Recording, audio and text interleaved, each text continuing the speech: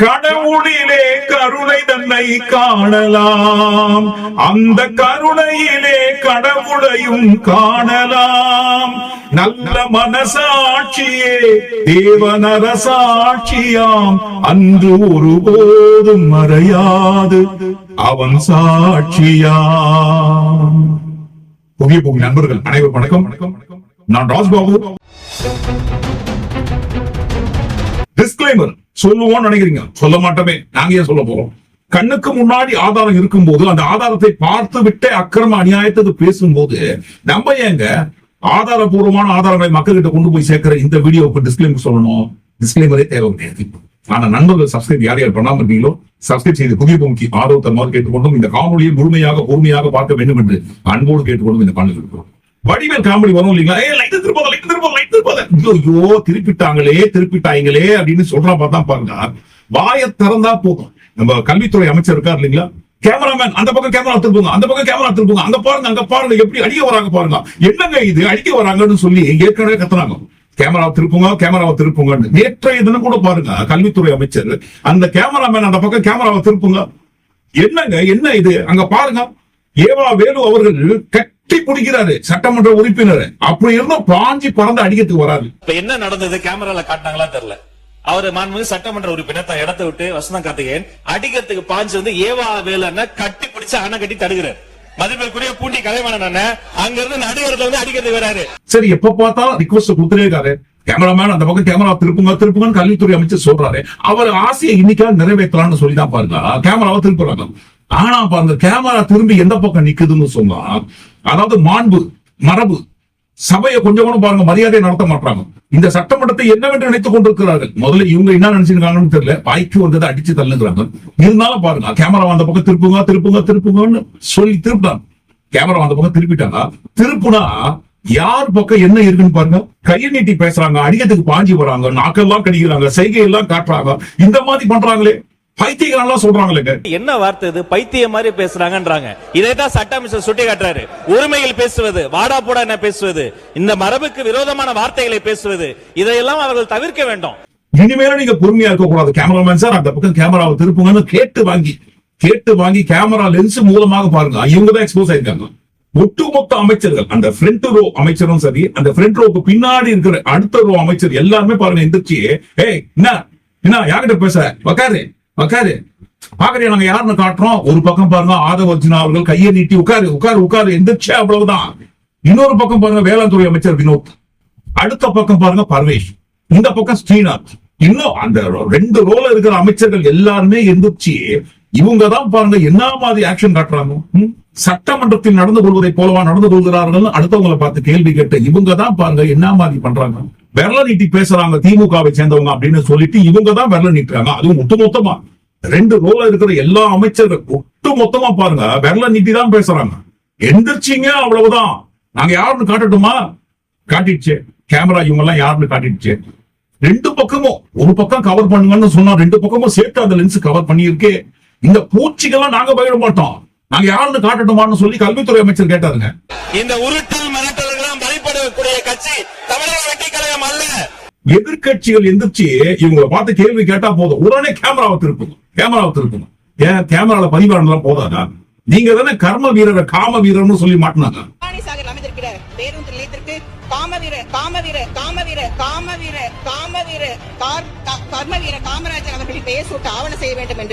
எவ்வளவு எக்ஸ்போஸ் ஆனாலும் day by day நாளுக்கு நாள் பாருங்க, ஆளுங்கட்சியை எவ்வளவு எக்ஸ்போஸ் ஆனாலும் பொய்யை மட்டுமே மூலதனமாக வைத்து எவ்வளவு மக்கள் முன்னிலையில் எக்ஸ்போஸ் ஆனாலும் திருந்த மாட்டோமே. எப்ப பார்த்தாலும் கேமராவை அந்த பக்கம் கொண்டு போங்க தான் நாங்க பேசிட்டு இருப்போம். கேள்வி கேட்டாங்க இல்லீங்களா, பரந்தூர் ஏர்போர்ட் ப்ராஜெக்ட் நாங்க கேன்சல் பண்ணிட்டோம். எதுக்காக? விவசாயிகளின் நலனுக்காக. விவசாயிகள் கிட்ட இருந்து கையகப்படுத்திய நிலங்கள் அனைத்தையும் அந்த சம்பந்தப்பட்ட விவசாயிகளுக்கு கொண்டு போய் சேர்த்துரும். அதனால பாருங்க, ஏர்போர்ட் ப்ராஜெக்ட் கேன்சல் சொன்னாங்க இல்லீங்களா. பரந்தூர் ஏர்போர்ட் ப்ராஜெக்ட் கேன்சல் செய்யப்பட்டதை தொடர்ந்து ரெண்டு விதமான கருத்துக்கள் ரெண்டு பக்கத்திலிருந்து வந்து, இல்லைங்க நல்லதுதாங்க, விவசாயிகள் வாழ்வாதாரம் காப்பாற்றப்பட்டு விட்டது, அவரவர்களின் நிலங்கள் அவரவர்களின் வீடுகள் அவரவர்களுக்கே ஒப்படைக்கப்பட்டு விட்டது, ஒன்னும் பிரச்சனை கிடையாதுன்னு ஒரு பக்கம். இன்னொரு பக்கம் ஒட்டுமொத்தமா தமிழ்நாட்டை அடுத்த 20 வருஷத்துக்கு பின்னோக்கி இழுத்து செல்வதை போன்றது உங்களுடைய அறிவிப்பு. எவ்வளவு கஷ்டப்பட்டு அதிமுக ஆட்சி காலத்தில் இருந்தே எவ்வளவு கஷ்டப்பட்டு இந்த பரந்தூர் ப்ராஜெக்ட் இடத்தெல்லாம் செலக்ட் பண்ணி உருவாக்கப்பட்ட திட்டம். அசால்ட்டா கேன்சல் பண்றீங்க. இது முழுக்க முழுக்க தமிழ்நாட்டோட வளர்ச்சியை பெரிய அளவுல பாதிப்பு. தமிழ்நாட்டை அடுத்த பல ஆண்டுகளுக்கு பின்னோக்கி இட்டு செல்லக்கூடிய நிலைமை உருவாகிவிடும் என்று இன்னொரு பக்கம் கருத்து. இந்த ரெண்டு பக்கத்தை காட்டிலும் மிக முக்கியமான இன்னொரு பக்கம் என்ன பக்கங்க? விவசாயிகளோட நிலம்.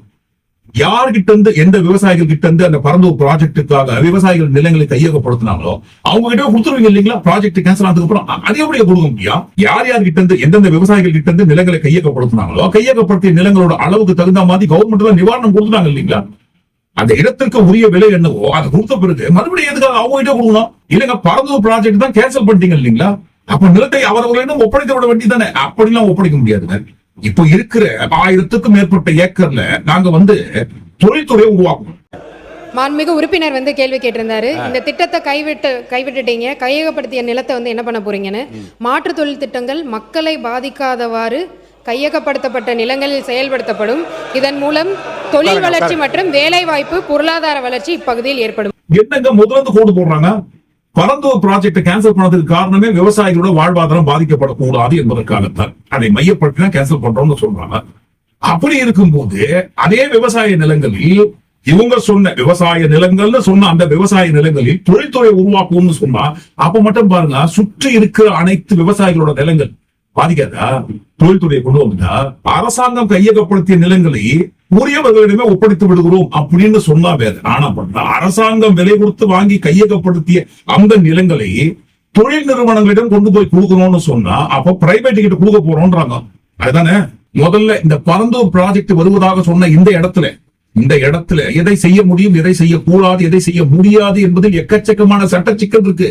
அந்த சட்ட சிக்கலை குறித்து இந்த காணொலிக்குள்ள டீட்டெயிலா விலாவரியா தோண்டி பேசணும்னு சொன்னா இந்த காணொலி வேற திசையில் பயணித்து விடும். இந்த காணொலியோட நீளம் ரொம்ப பெருசாயிடும். சுருக்கமா ஒரே ஒரு கேள்வி, பரந்தூர் ப்ராஜெக்ட கைவிடுக்கணும். ஆமா, நிலத்தை உரியவர்களிடம் ஒப்படைத்து விடுங்கள். அதை விட்டு எதுக்காக பிரைவேட் கிட்ட கொண்டு போய் சேர்க்கணும்? இந்த பரந்தூர் ப்ராஜெக்ட் சம்பந்தமாக எக்கச்சக்கமான கேள்வி கணைகள் தொடுக்கப்படுகிறது எதிர்கட்சி தரப்பில் இருந்து. இதுக்கெல்லாம் என்ன பதில் சொல்றதுன்னு தெரியல. என்ன பண்ணலாம்? வழக்கம் போல பாருங்க, மடை மாற்றம் செய்யற வேலையை பார்க்க முடியுமா? நேற்றைக்கு முன்தினம் சட்டப்பேரவையில் ஆளுங்கட்சியான தாவேகா மடை மாற்றம் செய்வதற்காக வேற ஒரு ஆயுதத்தை கையில் எடுத்தாங்க. என்னங்க எப்ப பார்த்தாலும் காங்கிரஸ் ஜெயிச்சதுக்கு காரணம் திமுக, கம்யூனிஸ்ட் ஜெயிச்சதுக்கு காரணம் திமுக, ஐயுஎம் ஜெயிச்சதுக்கு காரணம் திமுக, பிசிகே ஜெயிச்சதுக்கு காரணம் திமுக திமுக திமுக திமுகன்னு சொல்றீங்க. அப்படி எல்லாம் கிடையவே கிடையாது. இவங்க எல்லாம் இல்லைன்னு சொன்னா திமுக 10 இடங்களில் கூட வென்றிருக்க முடியாது. திமுகக்கு இந்த கூட்டணி கட்சி இல்லன்னு நினைச்சுக்கோங்க. கூட்டணி கட்சி கிட்ட 15% வரும். அந்த 15% இல்லன்னு நினைச்சுக்கோங்க. சென்னையில அந்த 2 தொகுதி கூட ஜெயிச்சிருக்க முடியாது. தமிழ்நாட்டுல 10 தொகுதி ஜெயிச்சிருக்க முடியாது. நீங்க இன்னைக்கு எதிர்க்கட்சியா உட்கார்ந்தது காரணம் காங்கிரஸ், நீங்க எதிர்க்கட்சியா உட்கார்ந்தது காரணம் கம்யூனிஸ்ட், நீங்க எதிர்க்கட்சியா உட்கார்ந்தது காரணம் ஐஎம்எல், நீங்க எதிர்க்கட்சியா உட்கார்ந்தது காரணம் பிசிகே, நீங்க எதிர்க்கட்சியா உட்கார்ந்தது காரணம் கூட்டணி. இத ஞாபகம் வச்சுக்கோங்க. முதல்ல இவங்க எல்லாருமே, அதிலும் மிக முக்கியமாக இந்த ஆணவம் தலைக்கு ஏறிய மன்னா உன் ஆட்டம் அடங்குவதற்கு நேரம் வந்து விட்டது இந்த 23ஆம் புலிகேசியில ஒரு புலவர் சொல்லுவார் இல்லைங்களா? அதுதான் ஞாபகத்துக்கு வருது. அந்த மாதிரி பாருங்க, ஆணவம் அகங்காரம் ரொம்ப தலைக்கு மேல ஏறிடுச்சு. அதுல மிக முக்கியமாக 3 பேர். ஒண்ணு ராஜ்மோகன் அவர்கள், அடுத்து சிடிஆர் அவர்கள், 3வது மிக முக்கியமானவர் ஆதவ் அர்ஜுனா அவர்கள். இவங்க 3 பேருமே பாருங்க ஏதோ 30-40 வருஷமா ஆளுங்கட்சியாகவே இருந்ததை போல வாயை திறந்தாலே நாங்க தான் ஒட்டுமொத்தமான தமிழ்நாடே நாங்க தான், இந்த தமிழ்நாட்டை கண்டுபிடிச்சதே நாங்க தான் அப்படின்ற ஒரு ரேஞ்சில பில்டப் கொடுத்துருக்காங்க இல்லைங்களா? இவங்களோட அடையாளங்கள்லாம் என்னங்க? ராஜ்மோகன், சிடிஆர், ஆதவ் அர்ஜுனா, இந்த 3 பேரோட அடையாளங்களை விஜய் அவர்கள் மற்றும் ஈவிஎம் இந்த 2த்தையும் பாருங்க. இவங்க கிட்ட இருந்து எடுத்துட்டா இவர்களுக்கு என்று அடையாளங்கள் எதுவுமே கிடையாது. இப்ப ஆதவ் அர்ஜுனா அவர்களை எடுத்துக்கொண்டால் லாட்ரி மருமகன் அடையாளம் இருக்கும். எதுங்க நாங்க சொல்லுங்க, சட்டமன்றத்தில் முன்னாள் அமைச்சர் தங்கம் தென்னரசு அவர்கள் சொன்னது.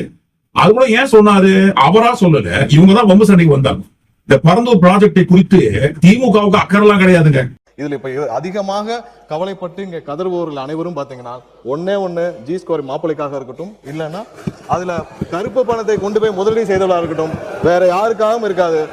அப்படிதான் அன்னைக்கு பார்த்தா கரூர் கம்பெனி பாத்ரூம் இழுத்து அடிக்கு மேல அடி வாங்கினாரு. பதிலடி மூலமாக சங்கி அமைச்சர்னு சொல்லி கட்சியில பாத்ரூம்ல ஆள்லாம் வச்சிருக்கீங்களான்னு கேட்டேன். அப்பவும் அடங்காம மறுபடியும் பாருங்க, சம்பந்தம் இல்லாத கான்டெக்ஸ்ட இழுத்து ஜி ஸ்கொயர் மாப்பிள்ளைக்காக. அதனாலதான் பாருங்க அவர் லாட்டரி மாப்பிள்ளைன்னாரு. இந்த அளவிலே தன்னுடைய பதிலை விவாதத்தை கொண்டு போக விரும்புவார் என்றால் I can also pay you in the same currency. G square மாப்பிள்ளை என்று நீங்கள் சொல்வீர் என்று சொன்னால் வேறு எந்த லாட்டரி மருமகனுக்காக புது விமான நிலையத்தை நீங்கள் கொண்டு போவீர் என்று நான் கேட்க முடியுமா? நான் கேட்கிறேன். விஜய் அவர்கள் மற்றும் ஈவிஎம் இந்த ரெண்டுக்கு இவங்க கிட்ட எல்லாம் எடுத்துட்டா இவர்களுக்கு என்று தனி அடையாளம் எதுவும் கிடையாது. லாட்ரி மருமகன் என்கின்ற அடையாளம் இருக்கும். சிடிஆர் அவர்களுக்கு என்ன அடையாளம் இருக்குங்க? ஒண்ணுமே கிடையாது. தமிழ்நாட்டில் இருக்கிற அனைத்து கட்சிகளிலும் டிராவல் பண்ணி போவதுக்கு வேற எந்த கட்சியுமே இல்லாம வேற வழியே இல்லாம பாருங்க டிவி கட்சியில போய் சேர்ந்தாரு. ஆனா பாருங்க ஆண்டாண்டு காலமாக ஆளுங்கட்சியாக இருந்து தமிழ்நாட்டை மொத்தமா வளர்ச்சி பாதையில கொண்டு போனதில் இந்த 3 பேர் தான் அதிக பங்கு இருப்பதை போல ஓவர் பில்டப். எதுக்காக இப்படி? நாளைக்கே ஒரு தேர்தல் வந்து உதாரணத்துக்கு இடைத்தேர்தல் வருதுன்னு சொல்றாங்க இல்லைங்களா, வடக்கு கோர்ட்ல இருக்கட்டும், தப்பு கிடையாது. நாளைக்கே ஒரு இடைத்தேர்தல் வந்து இப்போ இருக்கிற இந்த 3 பேரும் பதவியை ராஜினாமா பண்ணிட்டு விஜய் மற்றும் ஈவிஎம் இந்த 2 அடையாளத்தை எடுத்து போட்டு ராஜ்மோகன் சிடிஆர் ஆதவ் தனியாக இவர்களுக்கு என்று ஒரு அடையாளம் இல்லாம தனியா இவங்க முகத்தை மட்டும் காட்டி ஓட்டு வாங்கி ஜெயிச்சிருந்தோம். அப்புறம் ஜெயிச்சுட்டு வந்து சட்டமன்றத்துல உட்கார்ந்து என்ன வேணா பேசுங்களேன், எவ்வளவு வேணா பில்டப் கொடுதா, யார் வேணாம்னு சொன்னா தனியா நின்னு உங்களுக்குன்னு ஒரு அடையாளத்தை உருவாக்கிட்டு அப்புறம் கேள்வி கேளுங்க. தப்பு கிடையாதுன்ட்டு ஆண்டாண்டு காலமாக இருக்கிற கட்சிகள் கேட்பாங்க இல்லைங்களா? எதை கேளுங்க மடைமாற்றம் செய்வதற்காக அந்த கூட்டணியால் தான் இந்த கூட்டணி ஜெயிச்சது, அந்த கட்சியால் தான் இந்த கட்சி ஜெயிச்சது அப்படின்னு சொன்னாங்க. இவ்வளவு பேச்சு பேசாத. நீங்க இன்னைக்கு எதிர்க்கட்சியா உட்கார்ந்தது காரணம் காங்கிரஸ், நீங்க எதிர்க்கட்சியா உட்கார்ந்தது காரணம் கம்யூனிஸ்ட், நீங்க எதிர்க்கட்சியா உட்கார்ந்தது காரணம் ஐஎம்எல், நீங்க எதிர்க்கட்சியா உட்கார்ந்தது காரணம் விசிகே, நீங்க எதிர்க்கட்சியா உட்கார்ந்தது காரணம் கூட்டணி. இந்த மாதிரி வரிசையா பட்டியல் போட்டு அடிக்கினே இருக்கிறாரு. இவங்க ஜெயிச்சதுக்கு காரணம் அவங்க தான், அவங்க ஜெயிச்சதுக்கு காரணம் இவங்க தான் சொல்லி, ஆனா ஒட்டுமொத்தமா டிவிக்கு இன்னைக்கு ஆட்சியில உட்கார்ந்து இருக்கிறதுக்கு காரணமே நாங்க தான் காங்கிரஸ் சொல்றாங்க. அவரை முதலமைச்சர் ஆனதுக்கு ராகுல் காந்தியோட அவர் ஆதரவு கேட்டார்.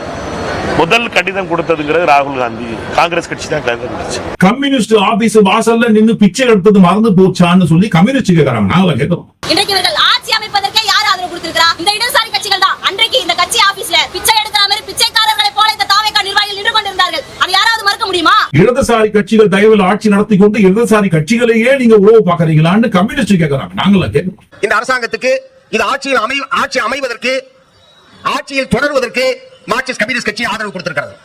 இந்திய கம்யூனிஸ்ட் கட்சி ஆதரவு கொடுத்திருக்கிறது. இது தெரியாதவரா தலைமைச் செயலாளர், இதை தெரியாதவரா வட்டாட்சியர், மாவட்டாட்சியர்.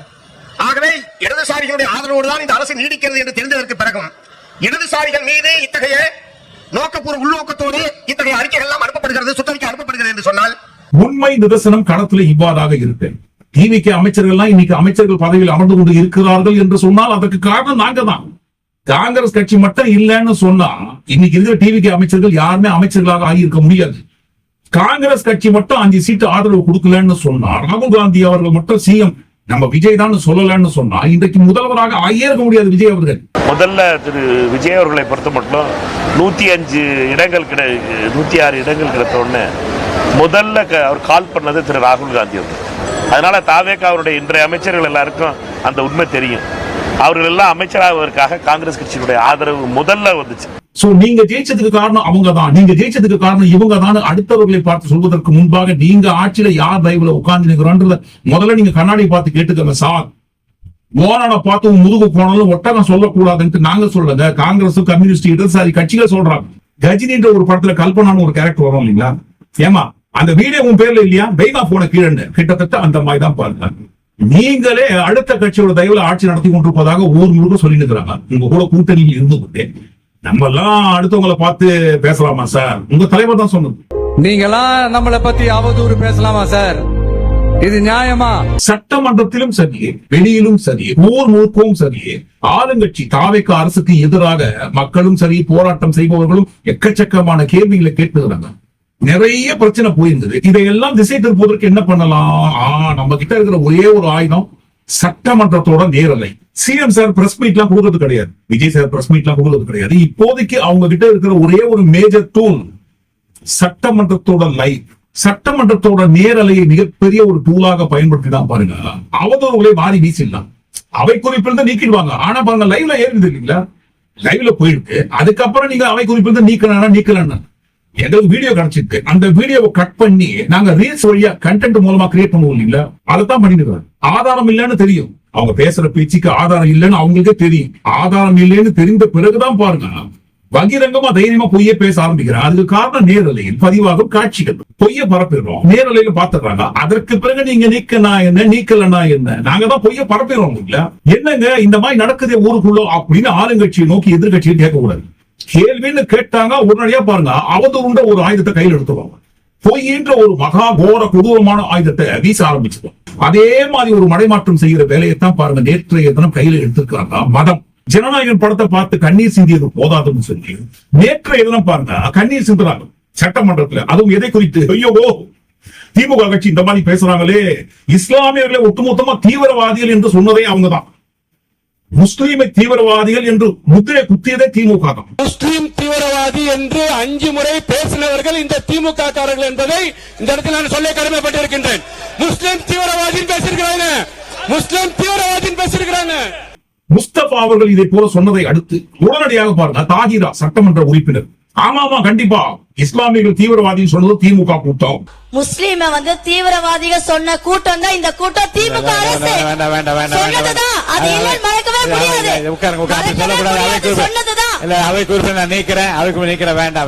அந்த இடத்துலதான் திமுக கூட்டம் தான் ஒட்டுமொத்தமா முஸ்லீம் தீவிரவாதிகள் முத்திரை குத்தி இஸ்லாமியர்கள் தீவிரவாதிகள் சட்டமன்றத்துல பதிவு பண்ணிருக்காங்கன்னு சொன்னதை அடுத்துதான் பாருங்க அந்த இடத்துல கலைபரமாக மாறுகிறது. சண்டை வெடிக்குது. கேமராவை திருப்புங்கன்னு கேட்டு வாங்கினார் இல்லைங்களா, அந்த கேமராவை திருப்பி இவங்க பண்ண அட்டகாசம் தான் பதிவு பண்ணுச்சு. அந்த பதிவு செய்ததற்கு காரணம் இந்த வார்த்தை தான். முஸ்லீம் தீவிரவாதி என்று 5 முறை பேசினவர்கள் இந்த திமுக காரர்கள் என்பதை இந்த இடத்தில் நான் சொல்ல கடமைப்பட்டிருக்கின்றேன். பிரச்சனை ஆரம்பிச்சது இவங்க தான். ஆனா பாருங்க அந்த பிரச்சனையை ஆரம்பிச்சுட்டு இவங்களே பஞ்சாயத்து பண்றாங்க. நான் பேசி முடிச்சு வைக்கிறேன். யாருங்க? வழக்கம் போல கல்வித்துறை அமைச்சர் தான். ஏங்க இப்போ எங்க தரப்பில் ஏதாவது பேசுனாங்கன்னா நீங்க ஆதாரம் கேட்கலாம், அதுக்கு விளக்கம் கேட்கலாம். இந்த மாதிரிலாம் பண்ணக்கூடாதுன்ட்டு, இது பேசக்கூடாத வார்த்தையெல்லாம் சொல்லக்கூடாத பொய்யெல்லாம் பரப்பக்கூடாத அவதெல்லாம் பரப்பிடுவீங்க, ஆதாரம் கேட்பாங்களா? ஆமா ஆதாரம் தான் கேட்கணும்.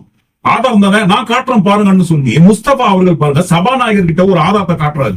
நான் சும்மா எல்லாம் சொல்லலங்க, இங்க பாருங்க திமுக கூட்டம் முஸ்லீம் தீவிரவாதிகள் சொல்லியிருக்காங்க, இஸ்லாமியர்களே ஒட்டுமொத்தமா தீவிரவாதிகள் பதிவு பண்ணிருக்காங்க, இந்த சட்டமன்ற குறிப்புகள் எல்லாம் இருக்குன்னு சொல்லி ஆதாரத்தை கொண்டு போய் முஸ்தபா அவர்கள் சபாநாயகர் அவர்கள் கிட்ட காட்டுறாரு. அது நேரலையில் பதிவாகிருக்கு அந்த காட்சி கூட. டிவிகே கட்சியோட எம்எல்ஏவான முஸ்தபா அவர்கள் சட்டப்பேரவை குறிப்புகளில் இருக்கிற ஆதாரத்தை சபாநாயகர் அவர்களிட்ட கொண்டு போய் கொடுத்த கையோடு சபாநாயகர் அவர்கள் என்ன பண்ணிருக்கணும்?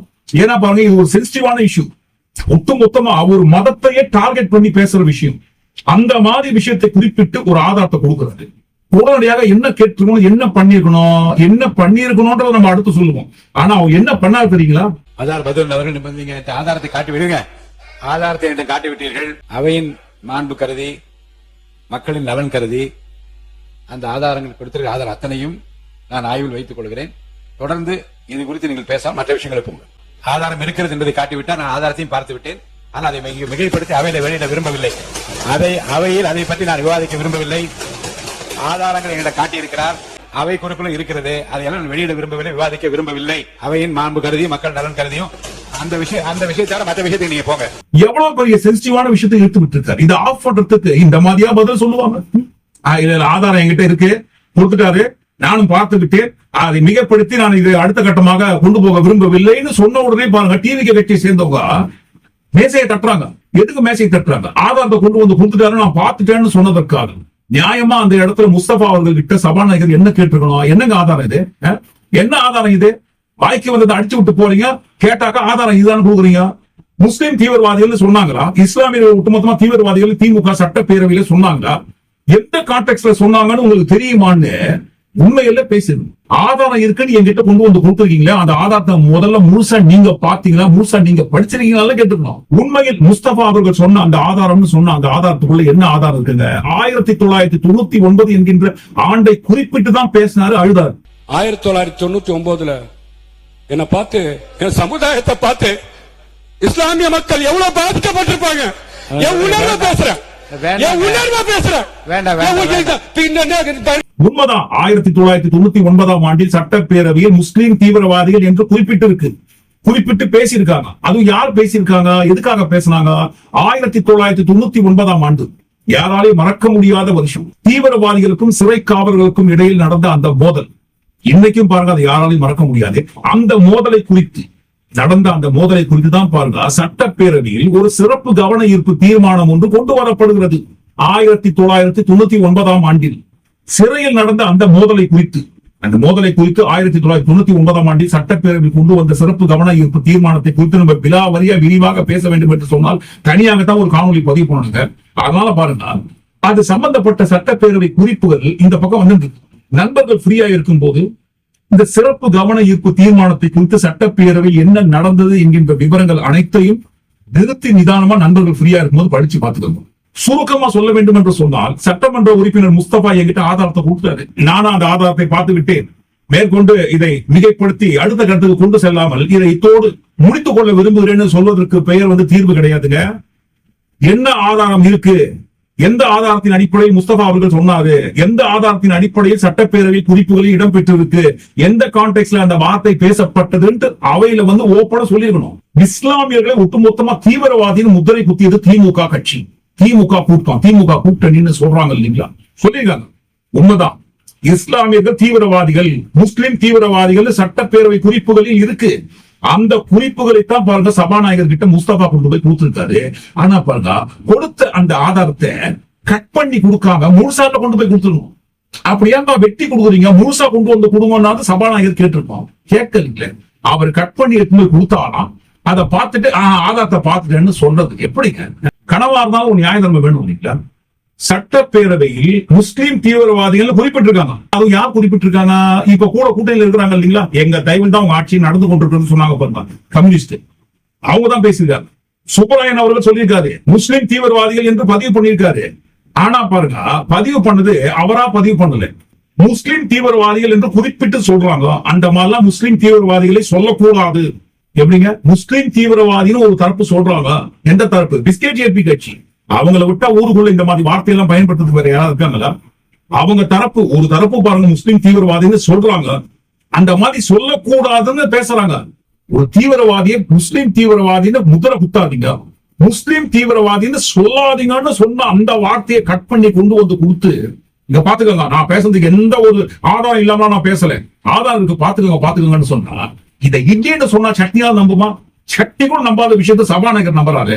ஆதாரம் இருக்கிறது என்பதை காட்டிவிட்டால் நான் ஆதாரத்தையும் பார்த்து விட்டேன். ஆனால் அதை மிகைப்படுத்தி அவையில வெளியிட விரும்பவில்லை.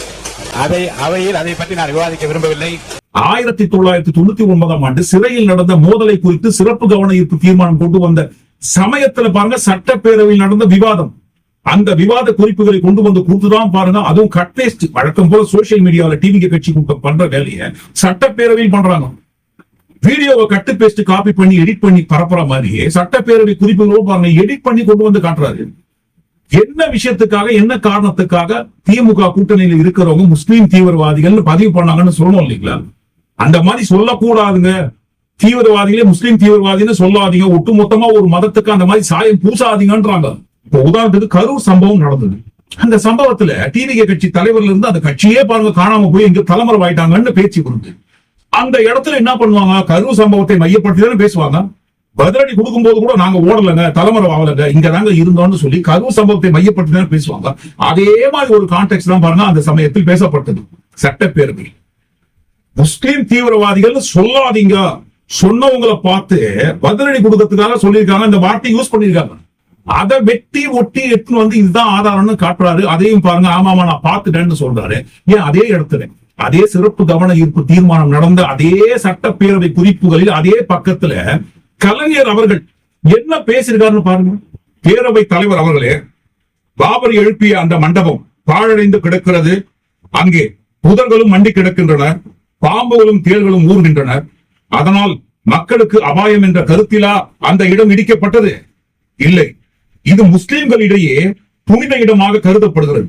இஸ்லாமியர்களுடைய பேரரசாக விளங்கிய பாபரால் கட்டப்பட்டது என்பதற்காக, அந்த காரணத்திற்காக இடிக்கப்பட்டதே அல்லாமல் அது பாழடைந்த கட்டடம் என்பதற்காக இடிக்கப்படவில்லை. அதற்கடுத்து சொன்ன வரிகள் தான் மிக முக்கியமான வரிகள். பாழடைந்த கட்டடம் என்பதற்காக இடிக்கப்பட்டால் இப்போதுள்ள பாரதிய ஜனதாவின் ஆட்சி அதை புதிய கட்டடமாக கட்டி தரலாமே, ஏன் இன்னும் அதற்கான முயற்சி தொடங்கப்படவில்லை? கலைஞர் அவர்கள் 1999ஆம் ஆண்டு சிறையில் நடந்த மோதலை குறித்து சட்டப்பேரவையில் கொண்டு வரப்பட்ட அதே சிறப்பு கவன ஈர்ப்பு தீர்மான சமயத்தில் பேசியது. ஆதாரம் இருக்கு, என்கிட்ட கொண்டு வந்து காட்டினாருங்க, நானும் பார்த்துட்டேன்னு சொல்ல வேண்டிய அந்த இடத்துல அவர் பேச வேண்டிய டயலாக் என்ன தெரியுங்களா? தப்புங்க, இந்த மாதிரிலாம் பேசக்கூடாது. அன்றைக்கு நடந்த அந்த சிறப்பு கவன ஈர்ப்பு தீர்மான சமயத்துல என்னென்ன நடந்தது தெரியுமா? உங்களுக்கு தெரியாது, எனக்கு தெரியும் அப்படின்னு உண்மையை சொல்லிடணும் இல்லைங்களா? பாபர் மசூதி இடிக்கப்பட்டதை குறித்து கலைஞர் அவர்கள் இதை போல பேசி அவங்களா பாருங்க இஸ்லாமியர்கள் தீவிரவாதின்னு ஒட்டுமொத்தமா முத்திர குத்திப்பாங்க. நீதி நேர்ம நியாயம் தர்மம் சத்தியம் தவறாம பாருங்க. நடுநிலையாக இருக்கிற பட்சத்துல பஞ்சாயத்து பண்ற இடத்துல நம்ம உட்கார்ந்து இருக்கும் போது நடுநிலையாக இருந்ததானே பேசணும். இதுதான் ஆதாரம் கொண்டு வந்து கொடுத்த உடனே இல்லைங்க நான் சரி பாக்குறேங்க, நீங்க கொண்டு வந்து கொடுத்த உடனே இதுதான் ஆதாரம் நான் நம்பிட முடியுமா, நம்பி நான் சபையில பேச முடியுமா? அப்படிலாம் பண்ண முடியாதுங்க. நீங்க தேவையில்லாம இந்த வார்த்தையை யூஸ் பண்ணக்கூடாது. எதற்காக அந்த இடத்துல எந்த கான்டெக்ட்ல எந்த அடிப்படையில் அந்த கருத்தை அந்த வார்த்தையை திமுக கூட்டணி முன்வைக்கப்பட்டது நாங்க செக் பண்றேன். செக் பண்ணிட்டு அடுத்த கட்டமாக நான் என்னன்னு பாக்குறேன்னு சொல்லி இந்த பிரச்சனை முடிச்சிருந்தா ஓகே. ஆனா பாருங்க ஆதாரத்தை பார்த்துட்டேன், இல்ல பார்த்தேன் ஆதாரத்தை பார்த்துட்டேன், நானே எல்லாத்தையும் செக் பண்ணிட்டேன், மேற்கொண்டு அதை மிகைப்படுத்த விரும்பவில்லைன்னு சொன்னா அதுக்கு அர்த்தம் என்னங்க? சரி ஆதாரத்தை பார்த்துட்டேன்னு சொன்னார் இல்லைங்களா, யார் பேசின ஆதாரத்தை பார்த்துதான் சொன்னாரு? பேரை பார்த்துக்கணும் இல்லையா, கே சுப்பராயன் அவர்கள். யார் அவர்? கே சுப்பராயன் அவர்கள் கம்யூனிஸ்ட் கட்சி. கம்யூனிஸ்ட் கட்சி தான் அந்த மாதிரி சொன்னாங்களா? இனிமே நீங்க எங்க கூட்டணியில் இருக்க வேண்டிய அவசியமே இல்லை, வெளியே போங்கன்ட்டு வெளியே அமைச்சிருங்க. அனுப்பிதான் பாருங்களேன். ஏற்கனவே பாருங்க எங்க தயவு தான் ஆட்சி நடந்து கொண்டிருக்கிறதுன்னு பேசினுக்கிறாங்க. அது இதுதான் சாக்குன்னு சொல்லி ஏன்பா உங்க தயவு எங்களுக்கு எதுப்பா?